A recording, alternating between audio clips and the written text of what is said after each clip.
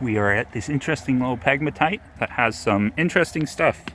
Some of my friends have found some nice quartz. That bit there is a bit of amethyst, just a chunk and not really crystallized at all. But I've also found some, as you can see, you can find quartz here, but you can also find some titanite. As you can see, I've got some small little partial crystals of titanite and some smaller, basically all there, titanite crystals. And that's a little chunk of amethyst. But this location has some quartz and some other stuff.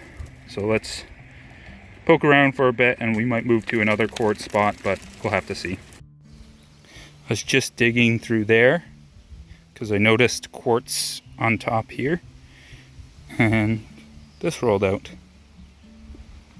It's got a slight break to it, but I'll keep them together and repair it at home. But you can see there's some nice smoky quartz in there. So I found the rest of that quartz pocket, and looks like there's a decent amount of it. So I'm gonna try and extract it. Except I gotta be careful because there's red ants all over the place. No pain, no gain, eh?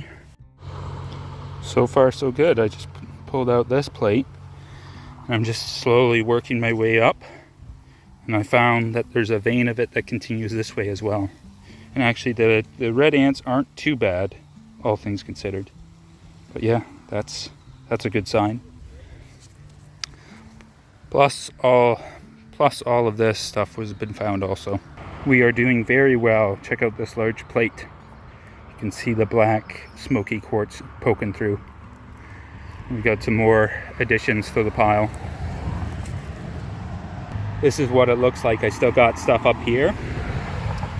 I've just been using a chisel and sledge and then this mini pry bar and just prying everything out. And it's been working pretty well. So I kept going and the vein went all the way to the surface. I pulled this guy just under the surface. You can see in here, this is an indent from calcite, and then it's eroded away because it's so close to the surface. But I think there's just a bit more in there, so I'm gonna dig around and then I'm gonna pack up and head out of here. So this area has been dug out. Got some of the larger pieces I still have to pack out, but all the smalls have been packed out and are down safely. Let's go over what causes the color in smoky quartz crystals. The color in smoky quartz is caused by irradiation. In this case, when the quartz formed, irradiation from the surrounding environment modified the color centers around aluminum impurities trapped in the quartz crystals. Now, this doesn't mean that smoky quartz itself is radioactive. It just means when it formed or after it formed, there was a time or period where it was exposed to irradiation from the surrounding environment. The camera doesn't pick it up well, but this is a light amethyst specimen. We did find a couple pieces of amethyst on this trip. And for those who don't know, I'll quickly go over and cover what causes the purple color in amethyst.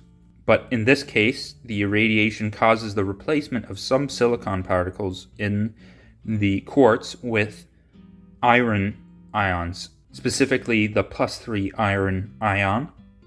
And what happens is that ion forms ferrate, which is a type of iron oxide compound, and that gives amethyst its purple color. Now there are a couple other causes as well. This includes the presence of certain trace elements, and also can be caused by the displacement of transition elements that are present in some quartz.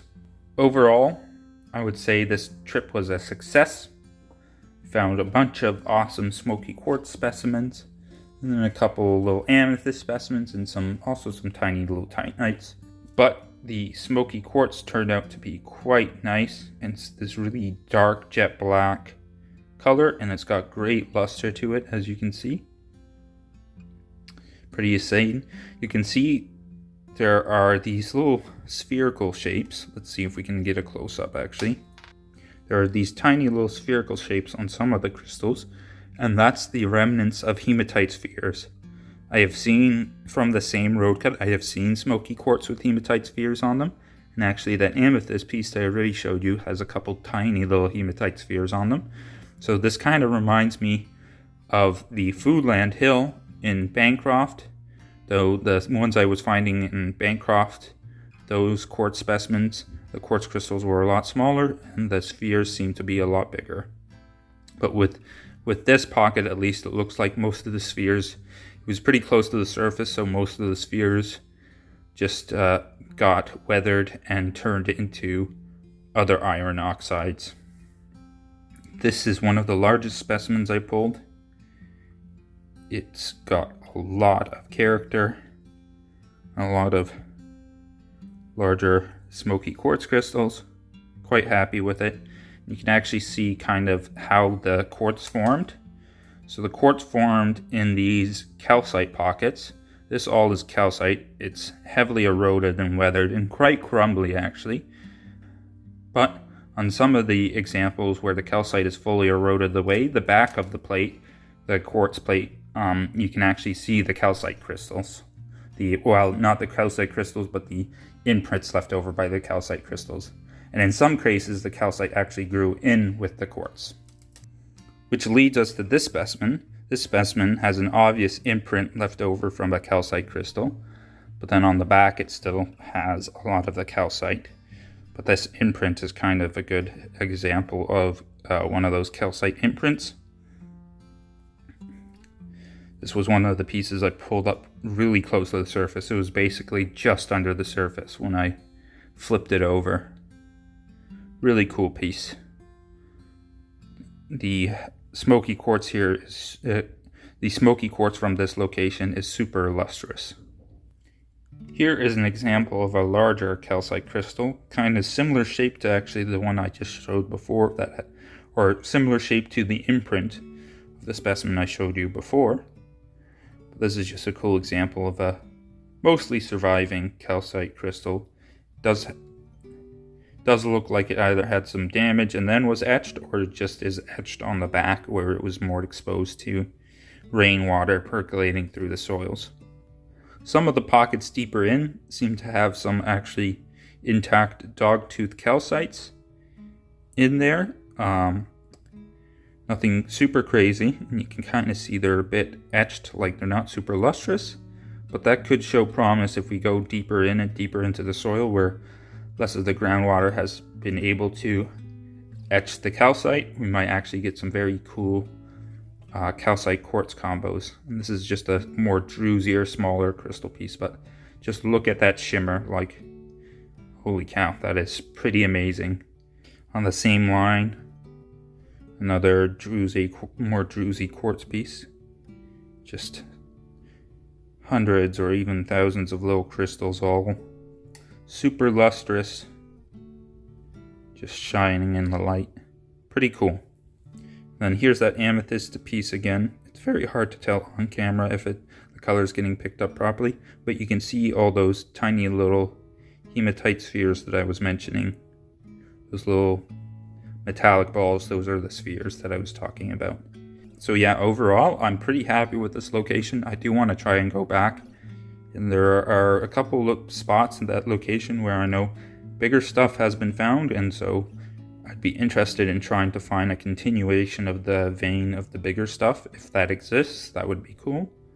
But this was a really cool location to go to with friends. This was a spot found by a couple friends of mine, and they were gracious enough to show me and a couple other guys. So I'm very thankful to them for doing that, and I really appreciate them doing that and trusting us. I'm definitely not going to let anybody know about this location, because that's what collecting friends do. If you share a location, or if you are given a location that is secret, protect it with your life, you know. This brings us to the end of the video. Please, in the description below, let me know what you found the most interesting. And if you haven't already and you're new here, please do like and subscribe. The buttons are just down below. All it takes is 2 easy clicks. I really appreciate it if you did. My content is focused around rockhounding and fossil collecting. So if you enjoy those things, I've got plenty of more of those videos for you to check out. And please, folks, just have a wonderful day, and I'll see you guys in the next video.